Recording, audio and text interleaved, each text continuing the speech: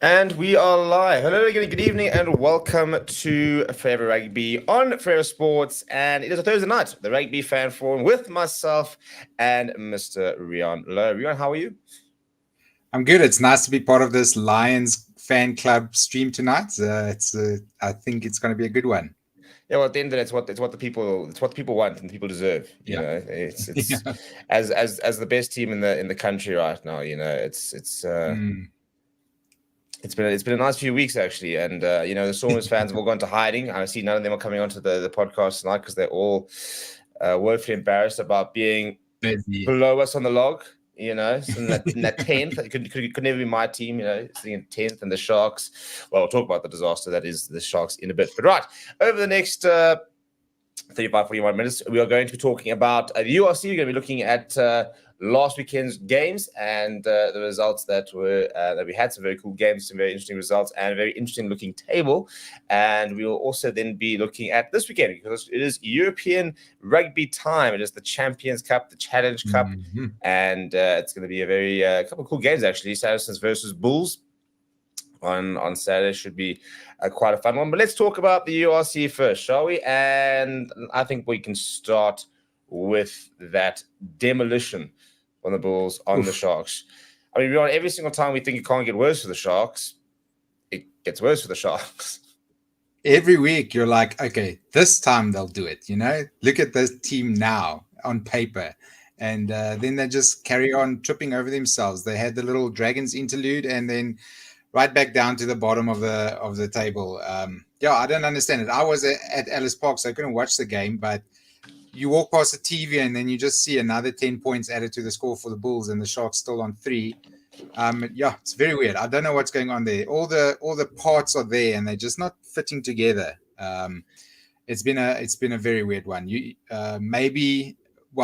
see now that the next game is against us, so they'll put on 40 points against us and then just go back down to the bottom of the log again, as is tradition.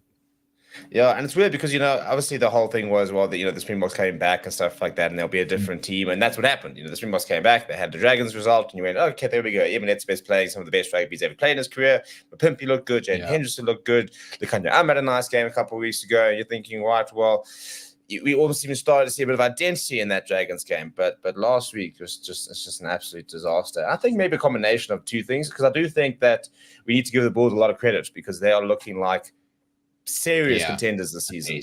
They're looking good. They have an identity. They've got that good offloading game amongst their forwards, and then that back three that is just world class. People buy tickets to go watch those guys play, which is nice to see. I'm sure that's what the Sharks would have wanted to cultivate, is that same like fan attracting team that people want to see play, and teams are scared of going to visit, but they're not getting it. The Bulls have gotten it after a bit of a stumble last year. It's just great to see. They've got a very good back row. They've now got Hanekom, who's looking better every week. They fixed their front row with Walker Lowe, which was one of their big weaknesses the last couple of years. So it's just been great to see them finally get their identity. They're playing with smiles on their faces, and when they start going, it just looks like they're running downhill. You cannot stop that ball. Well, it's a bit of a cliche, the Bulls stampede, Once they get going, you're in big trouble.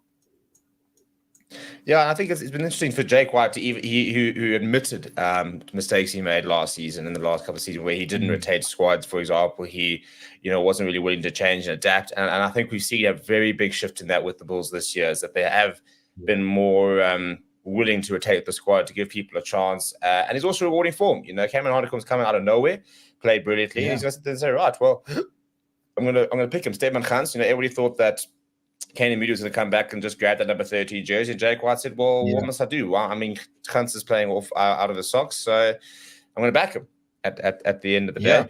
The question is, how far can they go? I mean, are we looking at these guys and thinking these could genuinely be URC contenders? I think with what they've got left, I think most of their games, they've only got 2 more trips overseas, and then the rest are in South Africa. I think they have a good chance. There's that like top 3, the Munster, Leinster, Stormers triple threat thing, and that's where everyone wants to get to. And I think maybe the Bulls have a good chance of maybe even knocking Stormers out of that top 3 and taking their spot. Just the depth they've got now, the forwards they've got now. And like you said, Stedman Gans, he's looking great. He had injury problems last year, I think. And we can now finally say, okay, this is the backline that he wants. He's playing Gans consistently. Like you said, rewarding form. Moody is back. You know where Moody's going to play. It's not that weird thing last year where all of a sudden Simelane was at 15, and then the 1 week it's Mapu and Forster, and then another week it's another team. So, yeah, I'm just glad we're seeing this is the Bulls team we want to see. This is the first team. And then when I need to, I'll take a guy out who's tired and give another guy a chance. But it's not these like 10 changes per match. He's being a bit more circumspect with these changes, which is very good. And I think if they carry on the way they are and their defense stays as strong as it is, yeah, we'll see them go far this year. Yeah, 100%. And I think what I think for me was the big difference with them last weekend, yes, and they're playing against a bit of a blunt shark side, but even last year and this season, the defense just hasn't looked that good since Joey Mangala's left, and they haven't really seemed to be able to change that. But it looks like there's a bit of progression in that regard. And as we know, as Springboks supporters, attacks wins your games, defenses win your titles. And yeah, I think that's for me the kind of the final cog. But I mean, you look at their points difference, 118. The highest in the URC. It's just a team scoring tries for fun, and yeah, they actually haven't really gotten out of. They haven't really got out of first gear yet. Actually, to be honest, I still haven't seen them. So for me, I think really show. I still think there's a lot more to come from them. Yeah, and I think again, that sort of home ground advantage, I think will be everything. If they can get into that top 4, top 2 even, and get themselves a home quarterfinal, a home semi-final. I mean, more. Like all of us, how hot it's been in the Highveld chair. If this is the kind of the weather over here, even in your April, May, it's still going to be quite warm. That the conditions here just make these teams so much more potent. Speaking of potent, the Lions, a 14-man Lions side. Yeah. Getting the win. You were there. First of all, what was the reaction to the red card, and what was the kind of feeling? Was it kind of feeling of, oh shit, here we go? It was at first. It was like we all saw the charge down, all 10 of us at the stadium, and we were like, oh, that's probably just a penalty. I mean, the guy's in the air. How's he supposed to change direction? And then the red card comes out, and I can tell you the crowd were like stunned. We could not understand what had happened. How could that be a red card? But then I've gone and looked back at it, and it's about, I think it was because he tucked his elbow to brace himself, and that hit the guy in the head, which is, I don't know, it's a tough one. I really didn't like the wording from the referee where he basically said, well, the thing is, you've gone down and you've gone to brace yourself, and therefore you with the elbow, and you're getting, but such a natural, he's gone up the charge down, he's coming down, he's not stuck his elbow out like that. No, he's held it against his body. He almost trying to make himself small. I watched that thinking, I don't think there's anything more he could have done to try and be safe. So I mean, imagine if he stayed like this and he clattered into the guy, then it would have been like, turned and jumped into him. Yeah, exactly. Yeah. You think of the CJ Stander incident and the incident with Grant Williams, stuff like that. You look at those and you look at this and you think, but he's gone up. He hasn't changed direction. He's with his hands down. It's been, I felt it was a bit harsh. I must admit. And I felt sorry for Ruben Schoolman. He's been playing such good rugby lately as well. Yeah. And immediately our scrum was going backwards because he's a tight head log, if I remember right. So our scrum was going backwards. Our line out stopped working for a few minutes as well. But at least mean to say, at least it was the Dragons, So we could play with a hand tied behind our back, and they were just gifting us ball the whole night long. So it wasn't too much damage. Red cards don't ruin games, except when we lose. But I was happy with the performance. It was a bit loose. Our defense is still an issue, and we do tend to give away more than one penalty in a row, which is very bad. If you give away 2 penalties, it's almost always points given away. So I'd like us just to tighten up our discipline a bit. And then a thing I noticed on the weekend was, we know, you and I, we love Frankie Horn. He is, the best 8 in the country in our books. Correct. He does stay in the tram lines a lot. in that first half, he touched the ball maybe 3 times because the ball wasn't getting wide and he wasn't getting into the game. So I'd like to see him do what Evan Reus is doing, getting a little tighter, getting into the tighter game as well, just to get his hands on the ball more often, because he is such a good ball handler. He is such a good runner. I think he can beat guys closer to the ruck as well. Yeah, I think that also, I think if you're going to make a BA blockade, you'll need to sort of adapt his game a little bit like that. But playing with so much confidence and stuff as well, I don't think you'll struggle if you suddenly sort of made that sort of slight shift. I think what was so nice was also the sort of the attitude. I don't think a year ago we win that game, especially like that. With a red card. I do think we've seen quite a lot of progression with this side. Their first 20 minutes against Ulster when they were away, that was some of the best rugby I've seen the Lions play. I think we went up 14-0 or something. You could just see, oh shit, here's a team that's all of a sudden become mature. They were playing clinical rugby. They were not making mistakes. They were putting the Ulster team under pressure, but then the mistakes creeped in. The younger guys were making mistakes.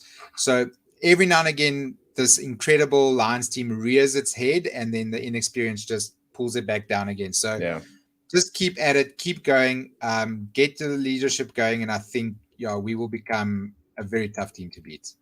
Yeah, I think a lot of it's also belief. It's such a young side, but now you've got these players like a Kewan Horn, a Franco Horn, for example, and they're all now playing second, third season, and they've now settled in, and there's that belief. We actually belong at this level. We can compete at this level, and I think there's also a bit of belief in the coaching staff.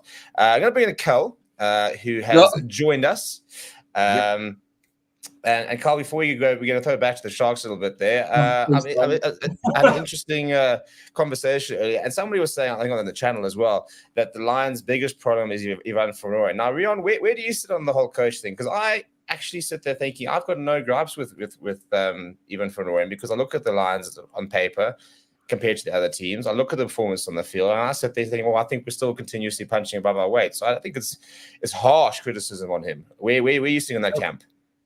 I've always been one of his harshest critics, but I think what's been smart over the last couple of years is the assistant coaches he's brought in. Maybe he's matured to the point where he sees, okay, these are the parts I need to improve on, or I can't do it. I need someone to come in. I mean, it's the weirdest thing in the world to see Morne Steyn sitting on the sidelines of in the Lions jersey. He runs the tee onto the field to Nohamba. If Nohamba misses a kick, you can tell he's helping him, and then it almost looks like Jacques Fourie wants to run onto the field when the Lions are defending. He could probably still do a job, to be fair. By the end of the game, his voice must be gone, because he is screaming and shouting in defense. You could see Quan Horn, he's in his ear constantly telling him where to go, what to do, what to tell the boys. So I must give him credit for that he has built a coaching team around him. But I still feel like if it was a more experienced coach like a De Bruyne or something, we would have had a more steep improvement curve. I think it's just a little bit flatter under Van Rooyen, and he's overpaid. He makes more money than Dobbo. Come on, I mean, how can you be the highest paid coach in South Africa? Hey man, you got to respect the hustle. You got to respect the hustle. It's all in the name. Cash, cash. Exactly. Love the word. Comes in the system with no coaching experience. Says, all right, boys, you want to be happy? Pay me the big bucks. Speaking of the big bucks, possibly the worst investment in the world right now is a Sharks jersey. And have you seen how they're trying to sell them? Are they giving them away? He's already run. He's run. Is it actually like, what's cheaper, toilet paper or a Sharks jersey? No, I think no, it's not a good time there, Carl. And last week we were chatting for a little bit at the start of the show, but just we're trying to understand what's going wrong, because the coaching team on paper there's some good coaches in that box. On the team sheet there's good players. There's just no real excuse for what's happening. So where is it going wrong? What is the issue here? This is actually why I posed the question in the group. Where the hell do the Sharks go from here? Like what? It's genuinely hard to figure it out, because there was a I'll jump in. I can say Yeah.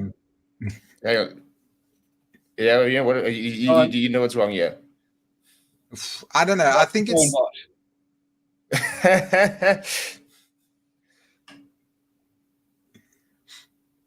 Can you hear us? Can you hear us, Cal? Yeah, you can hear us. I can hear Rian, can you hear Cal? Barely. No. Oh. Okay, that's interesting. Okay, well, I can hear Carl. Rian can't hear Carl. Just relay what I say. He was asking where do they go from here? So let me try and so well, Carl, you tell us where you go from here, and I'll try and see if I can sort out the sound issues in the background. I think Bosch has kind of had it now. He's been there a bit too long to do a bit too little. And I like the guy. I've always liked him, but it's getting to a point where it's not working. And I actually quite like Walter Chamberlain. I think he's a good player. But I think the Sharks they've always done well when they've had a star fly half, when we had Michalak, when we had Hernandez, Butch James, but we just haven't had that for quite a long time.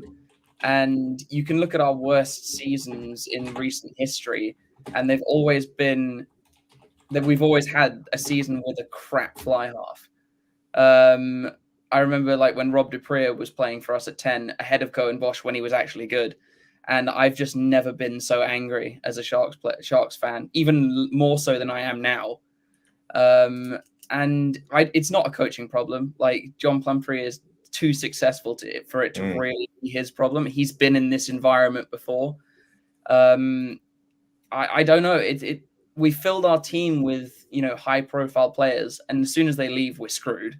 And then they come back, and it's like, well, they now don't fit with the difference in the rest of the talent, and we've got a real problem.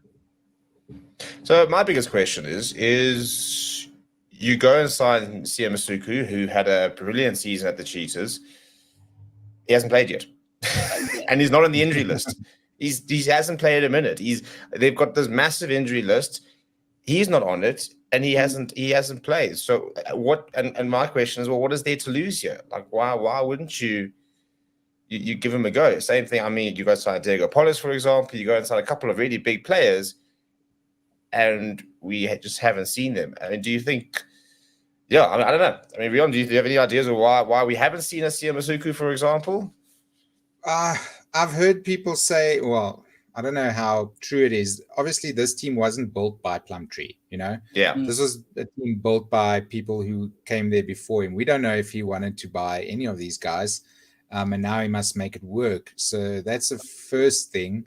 And like Carl said, I heard that once the Sharks go, it's all these other players who know they are not the Springboks. So, okay, now we must play. And then as soon as the Springboks come back, totally disrupts the entire team as well. And I don't know, like, why not play Masuku? He was great for the Cheetahs. Put him behind a pack that is supposedly one of the best in the competition and see what he can do. I'm trying to remember when last did the Sharks have a very good fly-off? I think it was Lambie. Yeah, probably. That was maybe the last very good. Maybe it's time to wheel back Freddie Michalak for another little cameo. No, I'm sorry. I'm not accepting anyone but Andy Good. Oh, okay, yeah. He's lost weight, so maybe. Yeah, geez, on our little thing. Well, the funny thing is he was actually decent for us. He was fairly good. Yeah, those are the days back then. Yeah, for me, it's just the weirdest thing where things are going so badly, 1 win out of 7, and you just don't go, let me just try something. I do like that point though, the non-Springboks versus the Springboks, and I think that's where I think Dobbo and Jake White, I think, are getting it quite right, where they rotate the team even when the Springboks are around there, so there isn't this concept of this is our A team, this is our B team, and the B team players very much know their B team players, So I think that's a very interesting psyche point of view in terms of understanding that. That's another thing with the Lions, is that there's no A team or B team because there's no A team. It's more of a B team and a C team, really. There's no B team. There's A team. But it's a small A as well. It's not a capital A, it's just A team. It's just out there. Yeah, it's just some players on the payroll occasionally get hot dogs that run out for a bit of rugby on a Saturday. The most annoying thing now is I wish we could have Nahamba back. Yeah, no. You guys wanted to give us your... No taking backies, eh? The weird thing is, like, he's gone. And you take him back at 10. Yeah, he's gone from a shite scrum half who can't pass to a 10 who's killing every team he plays, and it's just like, what is going on? Yeah, the 7-1, the solution to the 7-1 split is there. Nahamba's winning a 2027 World Cup, and I'm in for it. The last team you chat about from the South African perspective is the Stormers, who I'm not overly impressed with. In fact, against Zebra, should have scored 60, 70 points with the opportunities they had. A lot of rushiness, I think, with a couple of players coming back. But a bit of a weird game because it was at the Darnie Craven and it was a stat side, and yet bonus point win, which is kind of what you expect, especially Zebra at home. But I mean, I'm not sure how much you managed to catch, but just not quite firing all cylinders just yet. Other Stormers. Yeah, I think maybe they're missing a front row that was very good. Obviously, Kitsoff is gone. Dweba hasn't had the best of form either, so that's been a problem. Has he ever? I don't feel like they're as good this year as they were last year. And there's just something slightly off about them. It's good to see Ruanal is back. He's always a glue for them in that side. Their backfield defense has been terrible. I don't know if you've noticed, especially in Europe, when you go a couple phases and you kick to them, their guys are always out of position. That's obviously when Damien isn't there.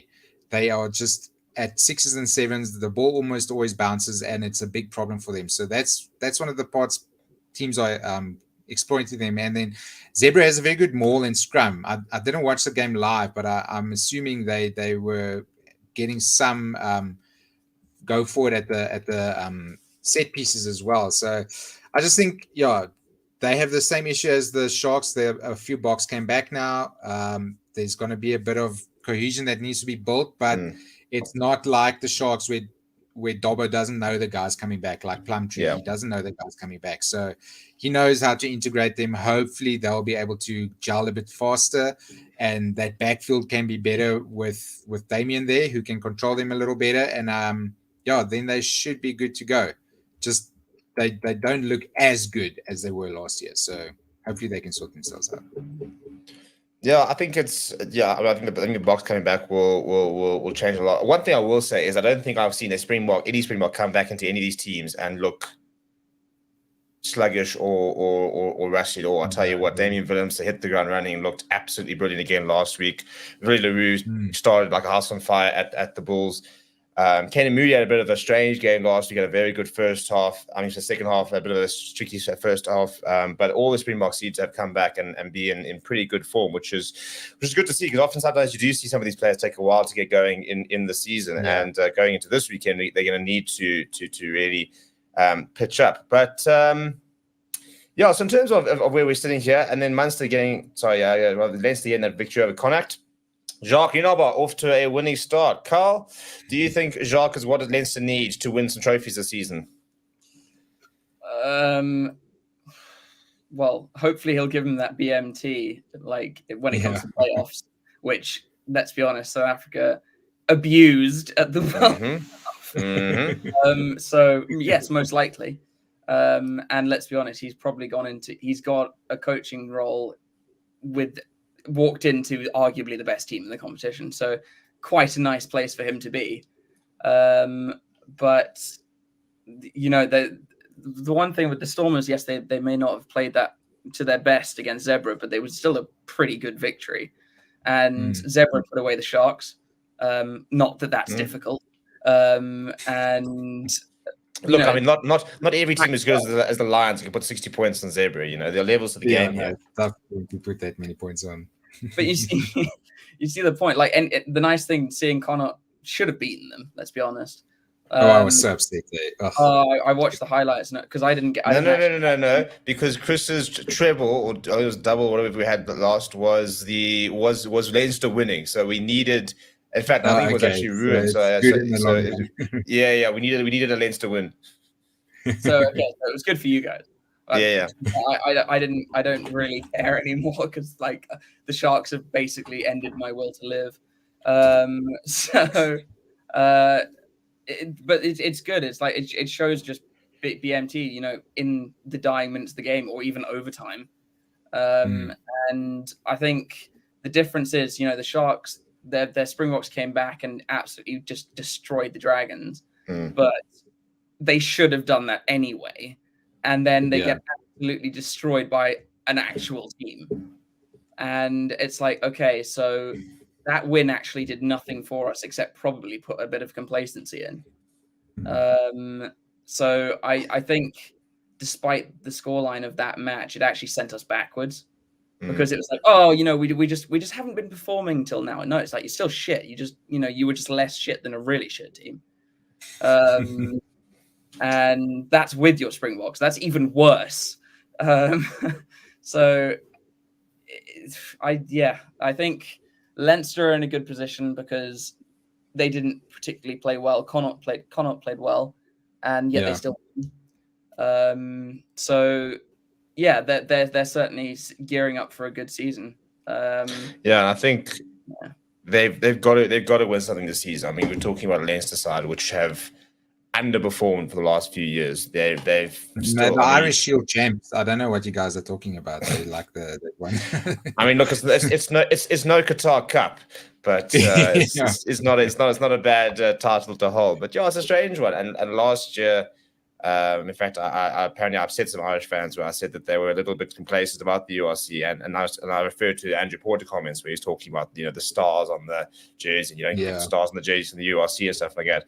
And then they got knocked out of URC, and they went, oh, no, that's fine, you know, we're going to win the Champions Cup. Then they didn't win the Champions Cup, so you know, you can't have this golden generation of Irish players, you know, number one in the world, basically have the bulk of that squad at club level and not perform and not win trophies. It's just that's the problem, I suppose, when you're in that level, is that anything but silverware is a failure.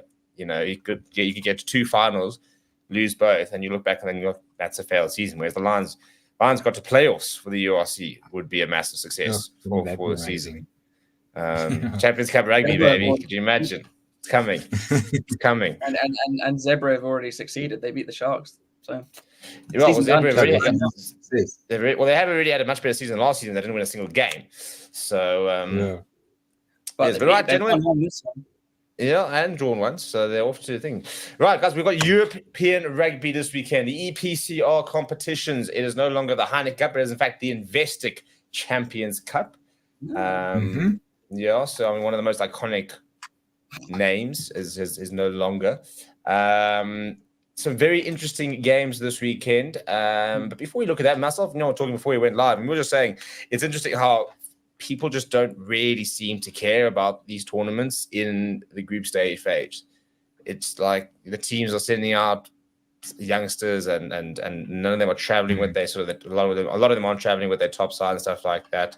So we were reckoning, and Carl, interested in what you thought, we were reckoning that they should just turn the entire thing into like an FA Cup style knockouts format. Started club level from local and just no group stages, just knockouts, just jeopardy. It would be quite fun, wouldn't it?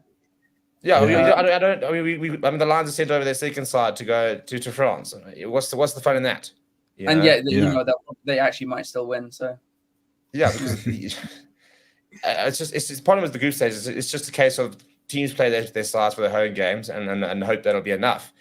So it's difficult to get into a competition where even the teams themselves seem to be taking it as seriously. It's not like the Champions League in football where people like, you're never going to play a weekend side in the Champions League in football. You know, you wouldn't even think about that. And it's not just a South African thing. You know, this is not just because teams don't want to send that team. I mean, France generally don't send their best side clubs to England. You know, they often just right there. Yeah, I mean, it's an hour flight. It's sometimes longer to travel within France than it is to pop over to London to play. against some teams. So yeah, it's frustrating, I think. But we'll start with the Challenge Cup. Let's start the Challenge Cup because we've got 3 South African teams in there because a certain Sharks, despite all the money, did not qualify for the Champions Cup. Yeah, but so considering how we're doing now, are we surprised? Yeah, and you're playing against Power, who I think are 4th in the top 14. They will beat us.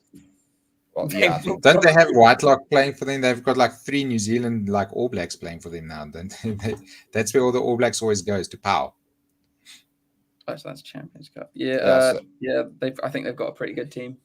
Well, they're sitting so far in the top 14. They played 9 games, won 6, sitting with 27 points, 2 points behind, resting at the top of the log. So they're in 4th place. Yeah. So things are not going to get easier for the Sharks. How much of a chance are you giving them, guys? Carl? It depends how seriously we take it, but and it's at home, so yeah, I'm still going to go with 0. I think the Sharks should take the optimist. Challenge Cup. I think they should take the Challenge Cup very seriously. I think they should say, screw the URC. We've already lost too much there. It's too far gone. Let's try and win this Challenge Cup. This will be our competition for the year. It's only like 5 games, 6 games, and then you win. So yeah, I think it would put them in good stead to just say, okay, no, let's send our strongest team to play the Challenge Cup every game we can. Try and win that. That'll get us into the Champions Cup anyways, and then use the URC just to try and like build squads and all kinds of stuff like that, because they are too far gone in the URC. For me, that would be pretty cool to see, just to see the big boys every week in, week out, playing the Challenge Cup and trying to win that. So if it were me, I would say no, they should win POW. They should beat POW this weekend. Yeah, no, I agree. I think that knockout rugby especially is so unpredictable. I'll be sitting there going, right, guys, well, why not? Let's give this a real go. You know, the URC is not gone to plan. We've not got this competition that we're in. I'm trying to reverse psychology everything. Teams can flip their way through knockouts sometimes. So I've literally predicted every single game in this URC wrong. So I'm predicting Sharks to lose because hopefully they'll bloody win one. This will be the first one you get right. Not having a good SUPERBRU time, man. I gave up on that a long time ago. I don't do predictions. Yeah, fair enough. Well, I'll just do it so that everybody knows what to predict the opposite of me, because that's about how good mine go. Cheetahs, though, to return to the fore. We're on Pinot, back in action this weekend. Going to be fun to watch. They are over in Italy against Zebre. And then Lions up against Perpignan. Also overseas here in France. And the Lions have taken very much a rotated squad. The Cheetahs, though, are an interesting side because they can. They can take this seriously. They have to. Yeah. This is the only big competition they're in. Lost a couple of players, obviously, to a couple of the other union stuff like that. But yeah, I mean, I suppose for the Cheetahs, nothing to lose, everything to gain, and they're a side that maybe aren't quite at the same level as the URC teams, but there's certainly no imposter for them being in the Challenge Cup. No, they should be able to.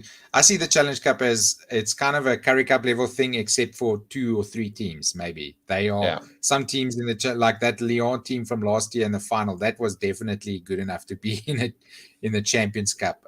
So they can take this seriously. Imagine if them and the Sharks take this seriously and they end up in the final against each other. We get a nice little Currie Cup final, Sharks versus the Cheetahs. Yeah, they can definitely do it. They can beat Zebre. I think they are good enough. They've got the experience. The only issue is when last did they play and who did they play? I can't remember. The Force or something in. Yeah, so they had that sort of that Cheetah, the Toyota Challenge type thing where they brought out a couple of teams and stuff like that. But so it's been a while. Yeah. And now Frans Steyn is the director of rugby, so I can't see him making it onto the field. So it's going to be up to the experience of Ruan Pinot, I think, to drag that team around the field. But they definitely have the ability. I just hope they get off to a good start. Then they might get some good momentum going. Yeah, so I mean they're in the same pool as the Sharks in Pool 1. Lions find themselves in Pool 2 with Benetton, Montpellier, Newcastle, Ospreys, and Perpignan. The Lions have sent a young side over there, very much a second string side. So likes of Joey Lombard back in the mix. Jordan Henderson probably expected to start in the number 10 and stuff like that. Cal, because we all know how good the Lions are, for myself and Rion. But Lions in the Challenge Cup, do you see them as especially what we've seen in the URC? Do you think there's someone that could be sort of a bit of dark horses in this competition? I mean, they're playing Perpignan this weekend. Could potentially do a number on them. But there are sides in there where I'm just like, oh God, I hope we don't play them.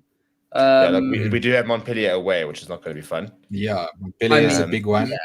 Although they're playing dreadful rugby and at the moment, though, to be fair. So hopefully Montpellier, and in fact, so is Perpignan. So hopefully those two forms in the top 14 are translating into the Challenge Cup. Yeah. I think I almost like that it's kind of it will be a slightly second string competition, because it allows, all of these teams where, for example, the Sharks, where they're not playing this fly half, that they fucking have to, because otherwise why the hell do we have him? And so we might see good rugby just because these guys are going to be like, we actually have to, make a name for ourselves in this. Yeah, that's actually a good call. Those players might decide, no, we'll use the Challenge Cup to get ourselves into the first team, basically. We could use Challenge Cup to get ourselves that big money move, I'm playing against Montpellier. I'm playing against these French sides. Right, boys, set me up. I'm in. I'm keen. Give me some euros. With a bunch of, I suppose, the nice thing for the Sharks players who haven't played yet, who hopefully get some, a debut or some game time here, is look, they can't get worse. So as long as they show something, they might actually get a first team play. So just fucking balls to the wall and just do something, please. It's like prodding with stick. Just do something, please. Right, now speaking of doing something, Bulls versus Saracens this weekend, the Champions Cup. I mean, Leicester versus Stormers, La Rochelle versus Leinster, Racing Harlequins. There's some pretty mouthwatery catches this weekend. But I mean, for me, a Saracens Bulls at Loftus, this is why we went to Europe, isn't it? This is the type of game that we wanted to see. This is the equivalent of the Crusaders coming back out here. It's these are the games this is why we moved. No, I'm so excited, and they didn't send a second string team either. I saw Jamie George is here, Maurice Toge is here. Yeah, that's they've sent their big dogs out, which is great to see. I've seen they've been training. I do see there's a lot of rain predicted for the weekend, so hopefully that stays away for the match. I can't wait. I just want to see these guys go at it, hammer and tongs, and just like smash each other to bits. I'm so excited. I can't remember the last time a lot of these English guys played in South Africa. Was it 2018? That tour when Rassie took over for the first time. That might be the last time a lot of these guys played. Yeah, Warren White captaining against the Box back then. Good times. Very, very excited to see those. I wish I could have gone. Actually, I've got a few mates going that side of the world, just to see that. That's why we're in this competition. Speaking of Saracens, what do we think is going to happen with the whole you're getting half your paycheck, Maro Itoje? He's going. He's not. Because I know the RFU have approached Farrell with some kind of hybrid contract that might be purely to stop Itoje leaving, like a centralization thing. Yeah, so that Saracens, so the RFU probably are going to pay half of Farrell's contract. So that. Well, did you see that rumor about Arceus Nemo to Stormers? No, I didn't know. He's going to Bath, isn't he? So I think it was Monday that the story came out about Bath, saying that he's basically apparently been offered like 13 million rand or whatever the equivalent is at Bath. And then another story came out to say that apparently the Stormers have put themselves in the ring, and they've tabled like a 15 million rand contract, but it's going to be a lot of it apparently going to be funded by SA Rugby as part of that sort of is a player of national interest. So apparently they're going to pay like the majority of a salary. All I'm asking is, how come SA Rugby can go and pay like 9 out of 13 million rands for Arceus Neyman, but we can't like get anybody to lie? This is bullshit. We could have had Carlos Sadi and Asanati and Klabakanye playing for our team. Yeah, I'm not even asking for 9 million rand for Arceus Neyman. I just want to keep our players. But that would be the same question that they could ask of the RFU. You know, if the RFU is starting to pay Owen Farrell's salary, what's to stop another club from saying, well, why aren't you paying this star of ours? It's not a new salary, thing. You know? It's not a new thing. It's happened before. Yeah. It was they actually did it. You remember when James Haskell was like club hopping for a couple of seasons? He got paid by the RFU to be in that World Cup because he was clubless. He didn't have a club. And there's been a few instances it's happened. Yeah. It's an interesting concept. I mean, I think in the South African perspective, I think it's going to have to come to be a bit like that if we want to keep a lot of our players here.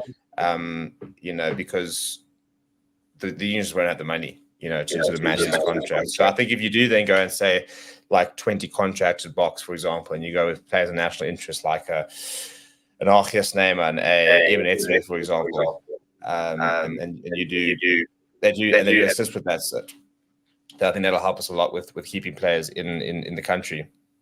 I think that used to be actually what it was like before COVID. And then just before COVID hit, we changed it because we were contracting Boks in South Africa and the bill was just getting too high. So the SARU said, okay, screw that. If you want to go overseas, go overseas. We are rather going to spend our money on the players just below these superstars. Yeah. You know? I remember that whole that post-COVID when they basically said, if you guys want to, like, they gave them an option, we'll cut your contracts now. Yeah. So instead of paying Colby 20 million rand to stay in South Africa, we'll pay 5 guys 5 million rand each, or 4 guys, whatever, 5 million rand each. And Colby, you go overseas, someone else pays your salary, we will still select you, but then we can keep the Hanekoms, the Ruises, those guys in the country so that they can build caps for their club and keep our clubs going. I think that's what SARU decided to do. So what England's offering Farrell is what we used to do, and it got too expensive. We couldn't keep up with the cost. I think Rassi said something like 400 million rands worth of salaries for Springboks are being paid by overseas clubs, and he says, I'm happy to let other countries foot the bill. Yeah. I don't know how the RFU can afford to do it, because they must be absolutely broke after the Eddie Jones shit. And buying Borthwick out of his Leicester contract. Like, I mean, I can't see where they're getting money from.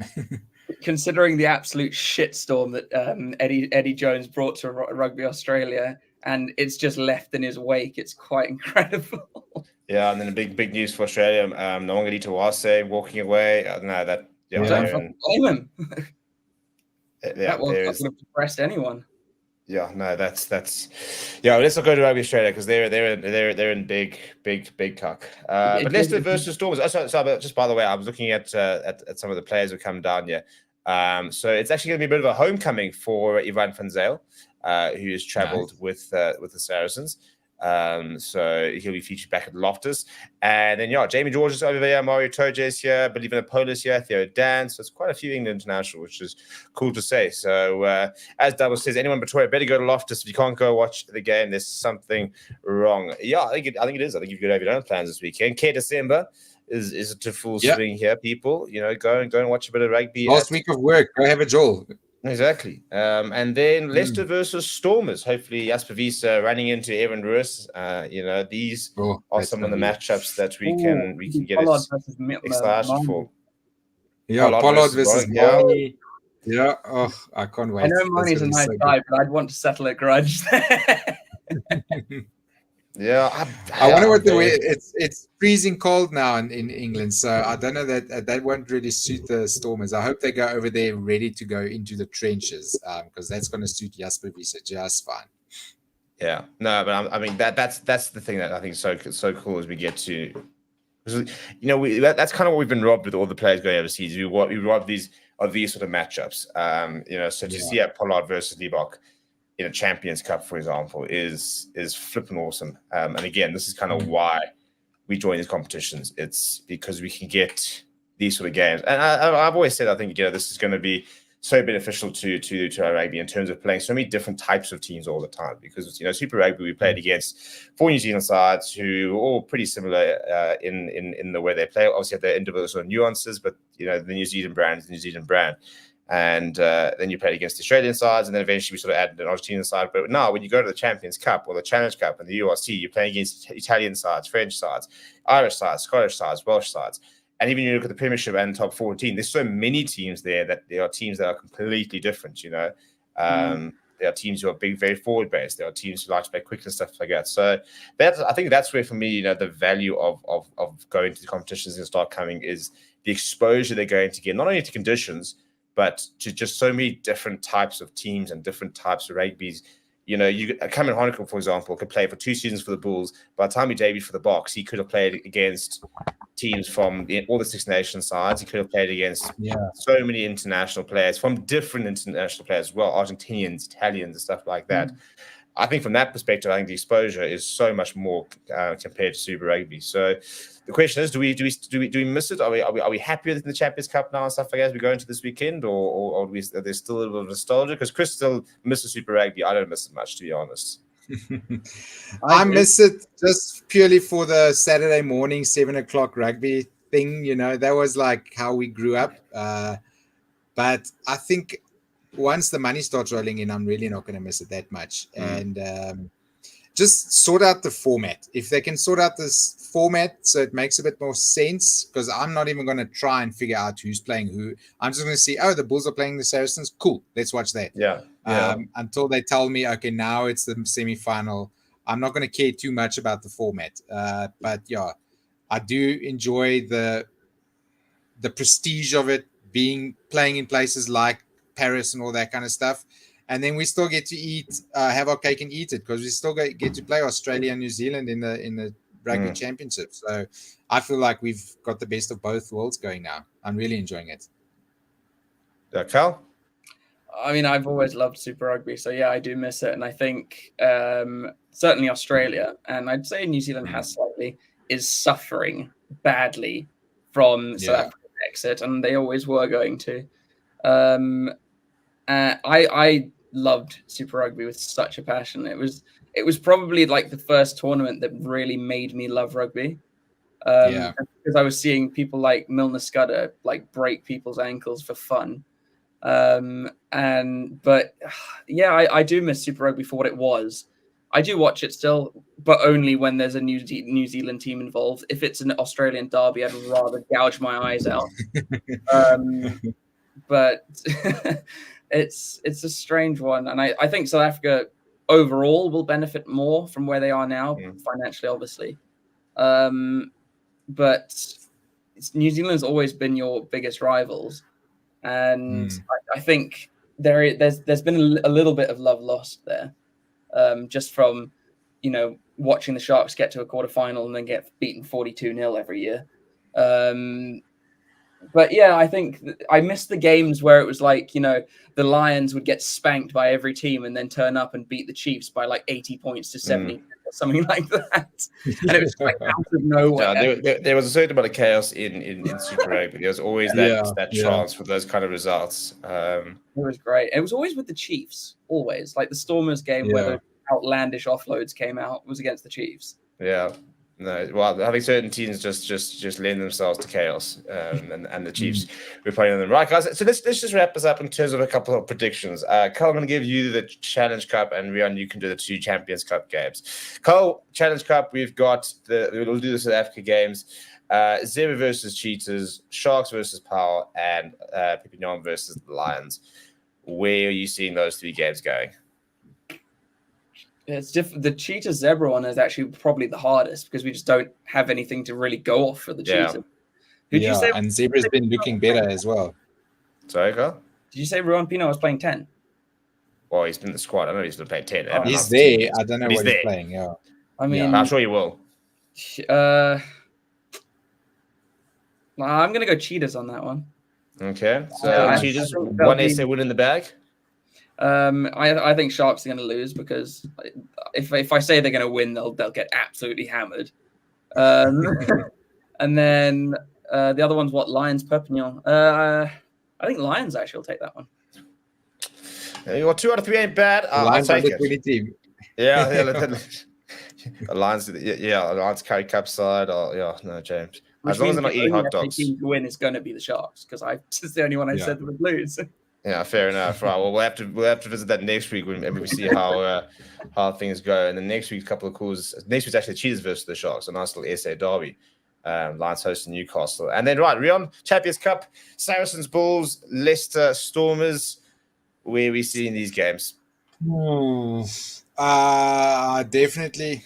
I think Leicester would take the Stormers.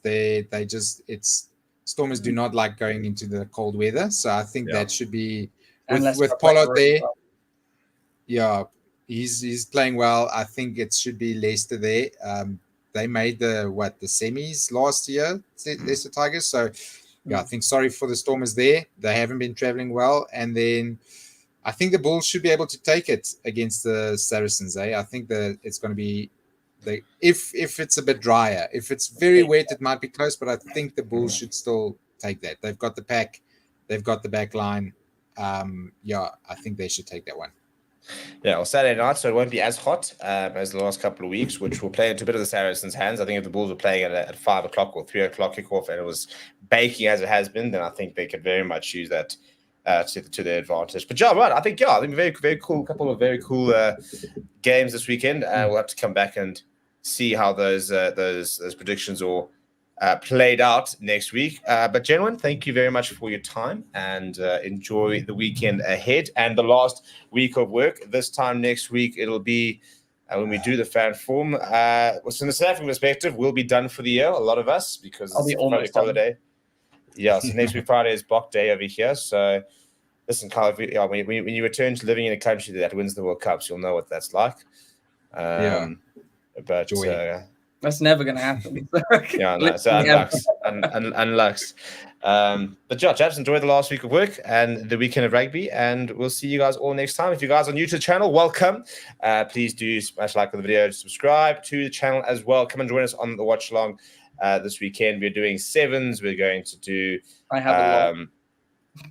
Yeah, there's a lot. You're going to see far more of Carl than you that ever want to see. I'm very sorry. But also there's a very cool competitions that are being run at the moment by BOYLESPORTS, who are bringing to you the stream. So, for example, if you put down 20 Rand on any rugby match this weekend, you can stand a chance to win some tickets to Stormers versus Cape Town on the 23rd of December, which would be quite cool. And there's also some pretty cool prize boots, including the Blitzblocker to win the Cape Town Sevens.